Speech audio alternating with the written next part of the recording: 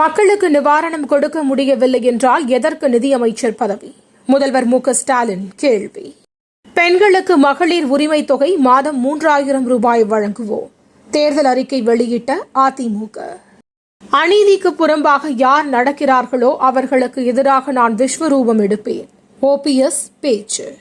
தமிழ்நாடு பிடிக்காது என்று சொன்னவர் அண்ணாமலை. திமுக எம்பி கனிமொழி விமர்சனம். பொன்முடி மீண்டும் அமைச்சராக பதவியேற்பு. ஆளுநர் ரவி பதவி பிரமாணம் செய்து வைத்தார்.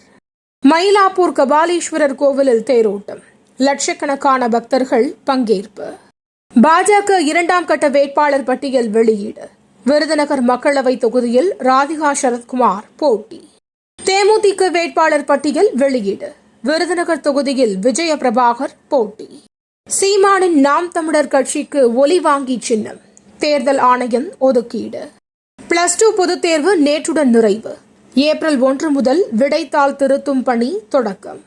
முன்னாள் அமைச்சர் செந்தில் பாலாஜி ஜாமீன் மனு ஏப்ரல் 1ஆம் தேதி உச்சநீதிமன்றத்தில் விசாரணை. எவ்வித விசாரணைக்கும் அரவிந்த் கெஜ்ரிவால் ஒத்துழைக்கவில்லை. அமலாக்கத்துறை தகவல். இந்தோனேஷியாவில் சக்தி வாய்ந்த நிலநடுக்கம். ரிக்டர் அளவில் 6.4 பதிவு. கோலாகலமாக தொடங்கிய IPL போட்டி.